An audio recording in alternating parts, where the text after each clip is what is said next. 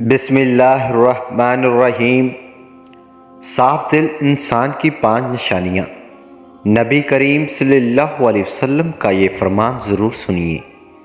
بخاری شریف کے باب الاداب میں حضرت اسماء بنت یزید سے روایت ہے کہ نبی کریم صلی اللہ علیہ وسلم نے فرمایا، صاف دل انسان کے اندر یہ 2 نشانیاں پائی جاتی ہیں، جبکہ صاف دل انسان کے اندر یہ 3 نشانیاں پائی جاتی ہیں۔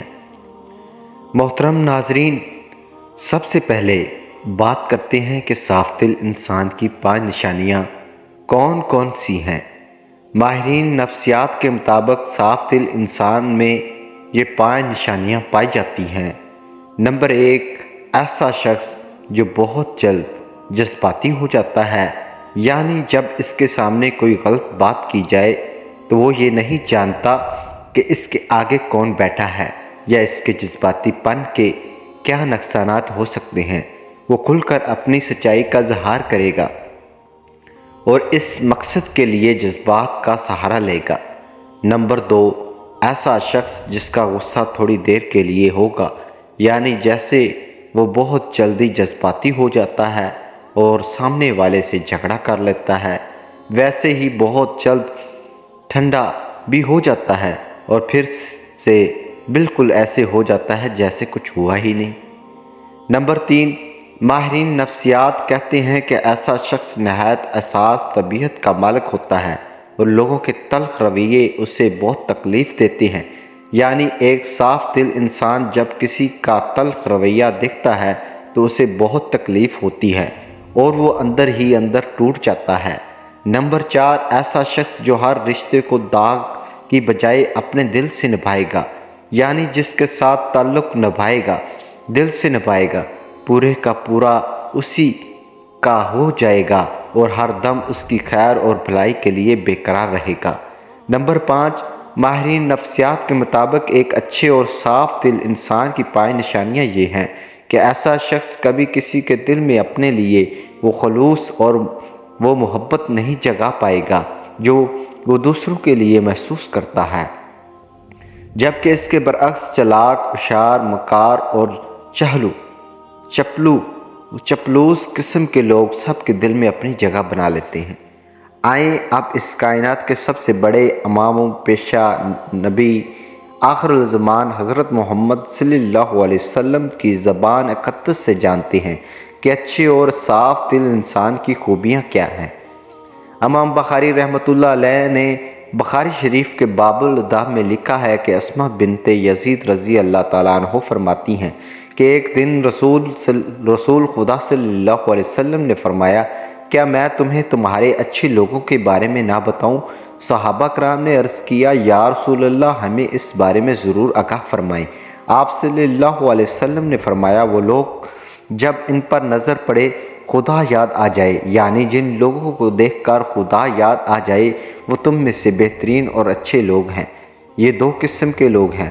پہلی قسم کے لوگ یہ اللہ تعالیٰ کے وہ نیک بندے ہیں جن کی عبادت، نیکی اور تقوی کو جھلک ان کے چہروں پر نور کی صورت میں دکھائی دیتی ہے اور انہیں دیکھ کر دل میں خیال آتا ہے کہ اس قدر برونق اور پر نور چہرہ کسی اللہ والا کا ہی ہو سکتا ہے۔ عام طور پر انسان کے اندر کی کیفیت کا اندازہ اس کے چہرے سے ہی ہو جاتا ہے۔ چہرہ انسان کی باطنی حالت کا عکس ہوتا ہے۔ غصہ ہو یا راحت، خوشی ہو یا غم، ناراضگی ہو یا رضامندی، انسان کے چہرے سے واضح پتہ چل جاتا ہے۔ اسی طرح انسان کے نیک اور برے اعمال کے اثرات بھی چہرے سے ظاہر ہوتے ہیں۔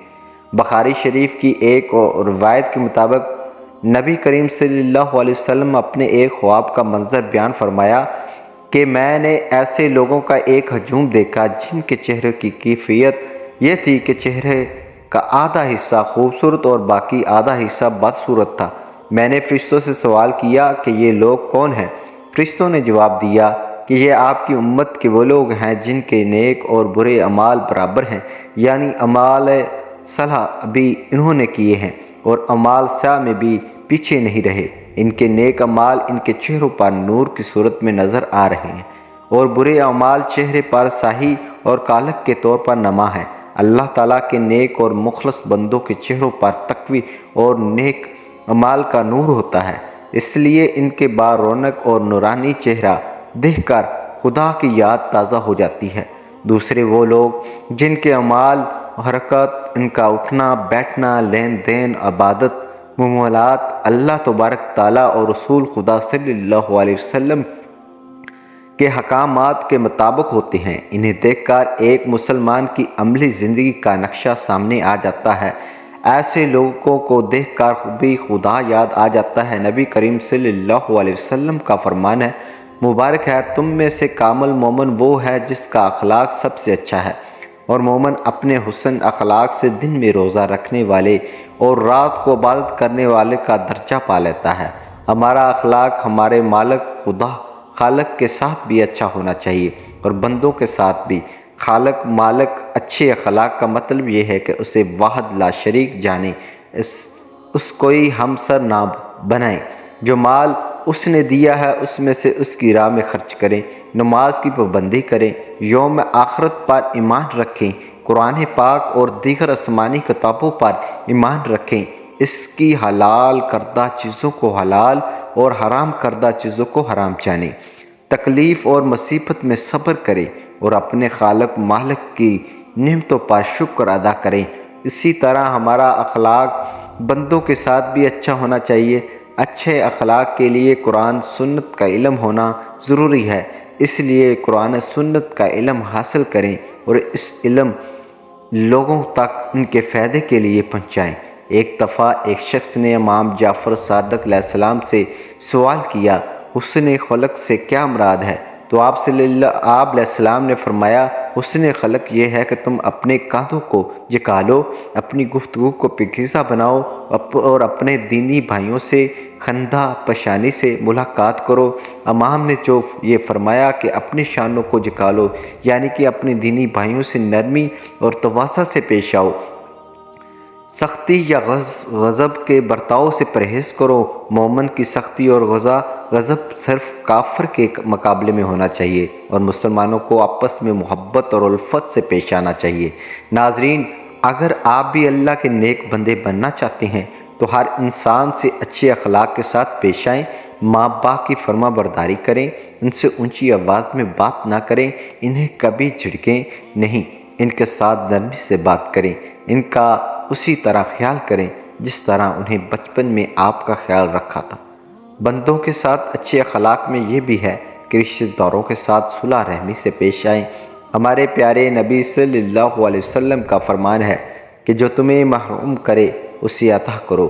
ایک اور جگہ آپ صلی اللہ علیہ وسلم نے فرمایا کہ اگر لمبی عمر چاہتے ہو تو اپنے رشتہ داروں کے ساتھ صلح رحمی کرو۔ اچھے اخلاق کی ایک علامت یہ بھی ہے کہ ہم سلام میں پہل کریں، سلام کو عام کریں، ہر جاننے والے اور انجان مسلمان کو سلام کریں، جبکہ یہ بات عام ہو چکی ہے کہ ہم صرف اسی کو سلام کرتے ہیں جس کو ہم جانتے ہوں۔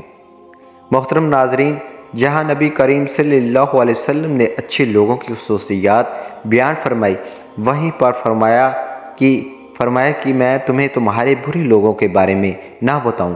صحابہ کرام نے عرض کیا، یا رسول اللہ، ضرور بیان فرمائیں۔ آپ صلی اللہ علیہ وسلم نے فرمایا، چغل خور یعنی لوگوں کی چغلی لگانے والے، یعنی لوگوں کی باتوں کی ادھر پہنچانے والے، ایک کی بات دوسروں کے آگے، دوسروں کی تیسرے کے آگے اور تیسرے کی بات چوتھے کے آگے بیان کرنے والے ہی برے ہیں۔